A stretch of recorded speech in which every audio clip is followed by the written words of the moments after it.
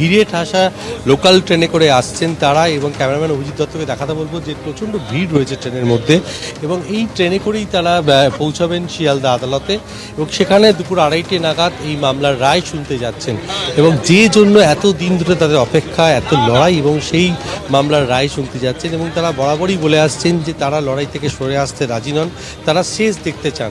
আজকে সঞ্জয় রায়কে কি আদালত কি বলেন এই মামলায়, সঞ্জয় রায়কে যেই আর্জি করে নিহত চিকিৎসক খুন ধর্ষণ মামলায় সেই রায় শুনতে আজকে ভিড়ে টাসা লোকাল ট্রেনে চেপে নির্যাতিতার পরিবারের সদস্যরা তারা যাচ্ছেন, এবং তারা আজকে দুপুর 2:30-এর সময় শিয়ালদা আদালতে রায় দেওয়ার কথা।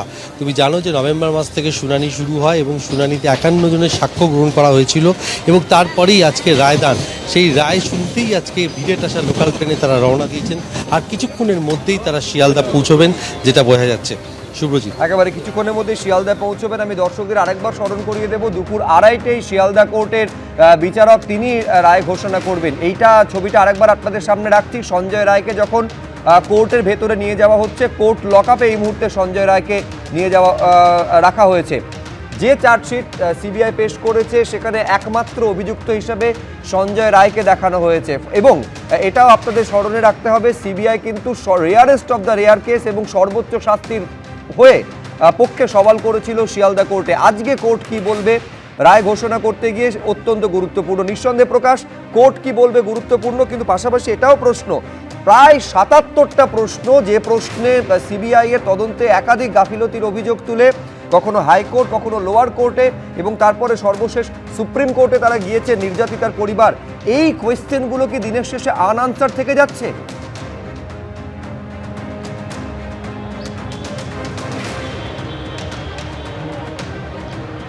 একদমই। দেখো, গত 5 মাস 9 দিন একাধিক প্রশ্ন রয়েছে যার কিন্তু উত্তর পাইনি। তোমাকে প্রথমেই ছবি দেখাবো সিবিআই এর আইনজীবী, এতদিন ধরে যিনি বিচার প্রক্রিয়া চালিয়েছেন সিবিআই তরফে, যিনি কিন্তু এখানে ছিলেন পার্থসারথী চক্রবর্তী, তিনি কিন্তু কোর্টে প্রবেশ করলেন।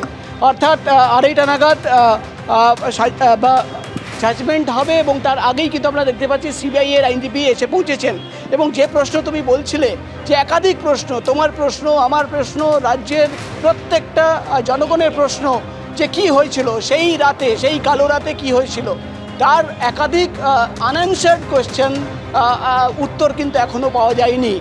প্রথম প্রশ্ন যে 14 ঘন্টার পর কেন এফআইআর করা হলো, ক্রাইম সিন প্রোটেক্ট করা হলো না কেন? সিবিআই বারবার দাবি করেছে যে ক্রাইম সিন ট্যাম্পার্ড করা হয়েছিল, তাহলে কেন সেখানে প্রোটেক্ট করা হলো না? কার নির্দেশে প্রোটেক্ট করা হয়নি?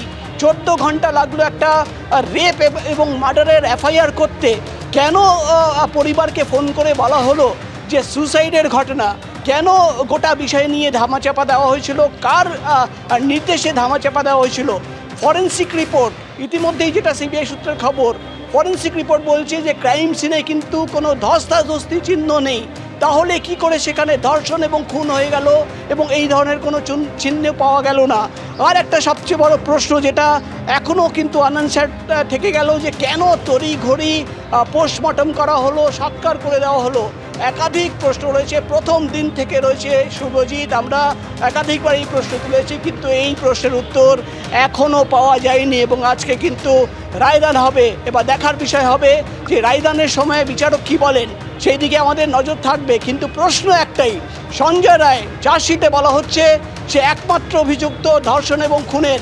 সিবিআই দাবি করছে তথ্য প্রমাণ লোপাটে তদন্ত চলছে, কিন্তু প্রশ্ন একটাই যে ধর্ষণ এবং খুন তাহলে কি শুধুমাত্র সঞ্জয় রায় করলো, নাকি আরও অনেকেই ছিল?